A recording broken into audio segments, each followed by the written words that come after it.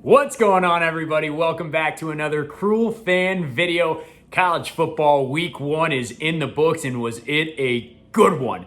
In this video, I'm going to give a bit of a recap of what happened last week and then what we have to look forward to in week 2. But week 1 was outstanding, and we knew it would be based on the different top 25 matchups that we had, and they did not disappoint one bit. Let's start with the things that really shocked and surprised me. One, the whole state of North Carolina. Maybe we shouldn't have expected much out of Duke, but UNC, this team that was going to be a college football playoff contender, they were going to maybe challenge Clemson in the ACC championship, they immediately lose like that to Virginia Tech. That was a huge surprise for me right off the bat. Sam Howell didn't look good. The defense didn't look good. It was a mess for UNC, and it was a huge loss for them, one that they definitely needed, and it just didn't work out for them. The next one that I was a little bit surprised about was Wisconsin. The offense that struggled last year was supposed to be a lot better this year, and it just wasn't. It was a bad game for them against that Penn State defense. They shut them down, and it was an impressive win for the Nittany Lions, who shot up in the AP poll this week.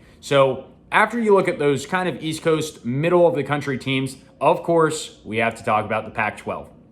Not great all the way around for the Pac-12 North. A really tough week for that division, but especially the Washington Huskies. They lose to Montana. If you don't know the significance of that, they shouldn't be losing to Montana. That's an FCS program. That's D2. They've never had an FBS win in their entire program existence. And then they go out and beat Washington on their own turf. That's embarrassing for the Huskies, and it's not how they wanted to get their season started. They were ranked. I mean, it's unfathomable to think that they could lose that game. Then you have Oregon State. They lose to Purdue. You have Washington State. They lose to Utah State. You have Oregon, who barely holds on against Fresno State, which is, again, not even a Power 5 program. So it was a tough week for the Pac-12. The other game that had a ton of significance was Clemson and Georgia. We talked about why that was important, and Clemson went out there and basically got blanked by the Bulldogs. Their defense was so good. Their front seven was so good. And Georgia certainly made a statement in that opening game saying, hey, we're here in the SEC, we're here to compete, and we're here to win a national championship. And that's exactly what that team did, taking down Clemson the way they did. And now the Tigers basically can't lose another game. They have to have huge statement wins. It can't be clingers. It can't be barely wins. They have to go out there and dominate every week of the season if they still want to make the college football playoff. Because right now, as it stands, you have a really good Alabama team, a really good Ohio State team, a really good Georgia team, and an Oklahoma team that didn't play that well in week 1,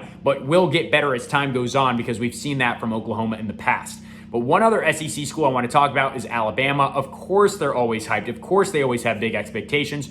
But Bryce Young was coming in as the quarterback. This was a younger, non-experienced Rolling Tide team, and the Crimson just absolutely blew it up. I mean, it was domination of the Miami Hurricanes. Bryce Young setting records at Alabama in his first game as the starter. It was miraculous to watch, and all of a sudden, I'm like the biggest Bryce Young Heisman stan that you can have. I want to throw all my money on this guy to win. So it was an impressive win by the Crimson Tide, and I loved every little bit of that game. Nick Saban, you can never doubt this guy. He's just like Tom Brady. He's just like Bill Belichick. They win when you don't expect them to win, and they do it in a fashion that makes you feel stupid for ever doubting them. So let's look at this week very quickly. A couple big matchups. Ohio State, Oregon. That's a big matchup on paper, but honestly, I think Ohio State's going to just run away with that game. Reason being, we saw what Oregon did last week with Fresno State. This time they have to play in a different time zone at 9 a.m. local time for them in Ohio.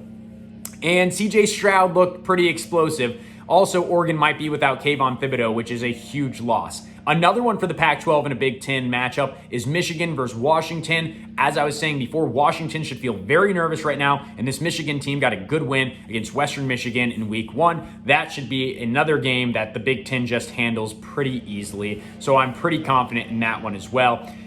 As far as the other week 2 matchups go, it's a lot of those really, really bad FCS teams or really low-tier FBS teams taking on powerhouses, so the games might not be to the standard that they were last week, but there's still plenty to watch, and it's going to be a great week regardless. Again, I think that Ohio State-Oregon game will be the best one of the weekend, but I don't think that it's going to go the way the Ducks want it to go.